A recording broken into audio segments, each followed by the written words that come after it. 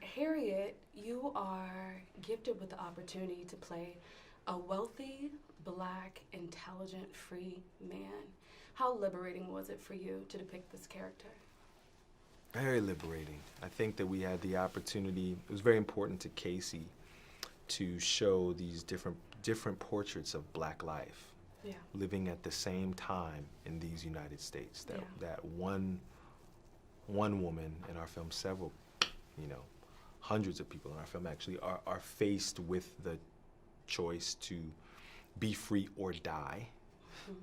The impossible, heinous choice of that, and then at the same exact time, there's Yeah. people who are being born and allowed to work and live free and own themselves and have liberty. So yeah, it was really important to Casey to. Now, on the Underground Railroad, you had white allies, and that's oftentimes a part of American history that people don't talk about. But in the context of William Still, he knew how to navigate. He knew how to embrace social, integration. In what ways did you glean things from his character? Can you speak to that, the white allies on the Underground Railroad? What a great question. Yeah, you always need allies, man. You always need allies in your fight.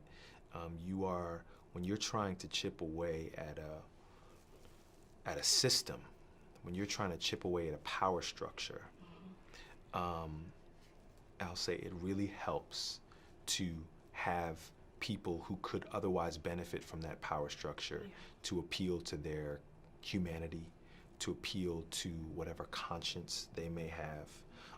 So you always need that in a fight. If women are fighting, they need men. Yeah.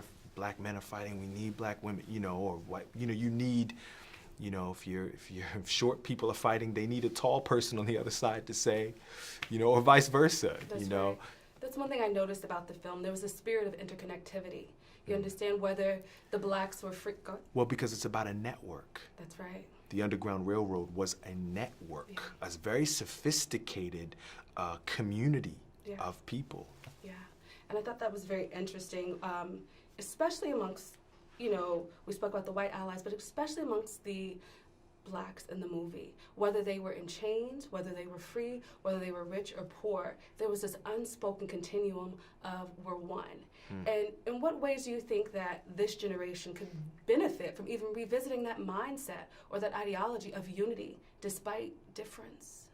It's a great question. It was just, it just always bears repeating. It's always good to be reminded of it. It's always good to see examples throughout history of where a certain thing has worked, because we may need it again.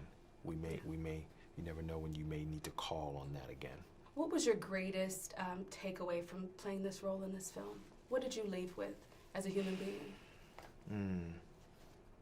I led with, I left with more compassion in my heart, more courage in my heart. I left with, this is a superhero story, especially, Casey sees the film version of Harriet. She sees her more like Pam Grier or Uma Thurman. Sees her as a real action star. But superheroes have origins, right? And so I being reminded of why Harriet went back in the first place, being reminded that it was for her husband.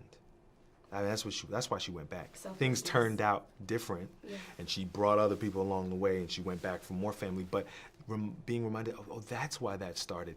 I can understand that. Yeah.